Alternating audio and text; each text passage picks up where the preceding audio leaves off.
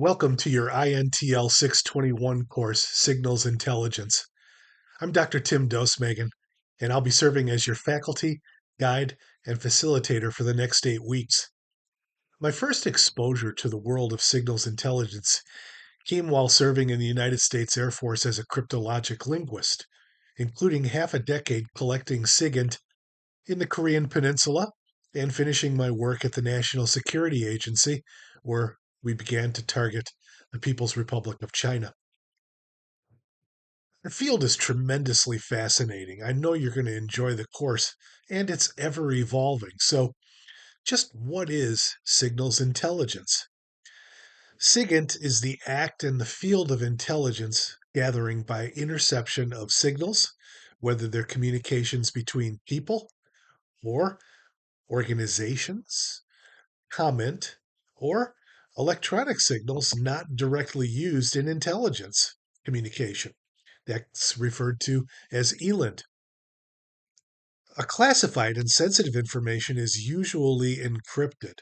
Signals intelligence may necessarily involve cryptanalysis to decipher the message, traffic analysis, which is the study of who is signaling to whom and in what quantity, and is also used to integrate information, and it may complement cryptanalysis. Electronic interceptions appeared as early as 1900 during the Boer War of 1899 to 1902.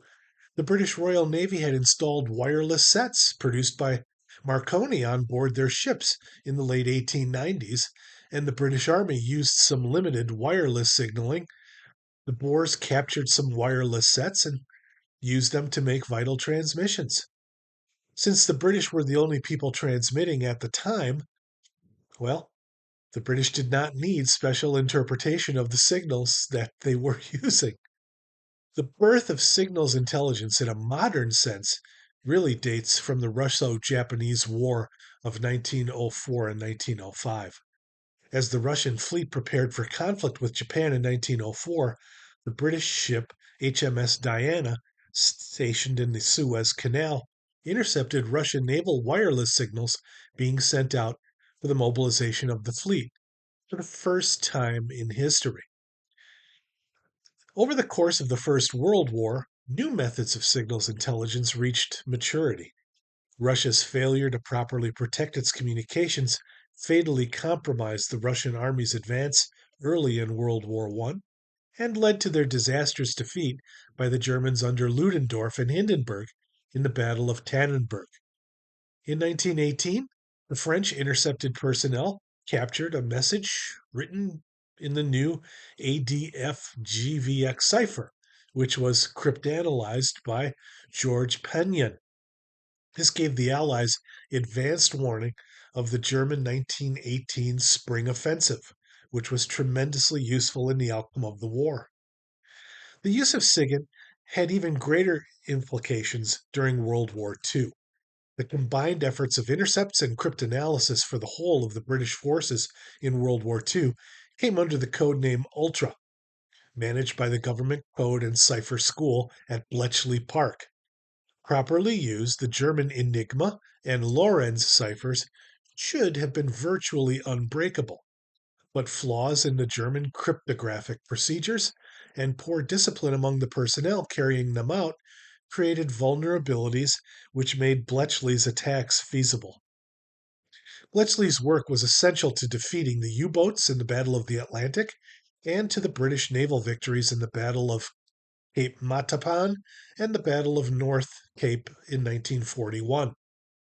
Ultra exerted a powerful effect on the North African Desert Campaign against German forces under General Erwin Rommel.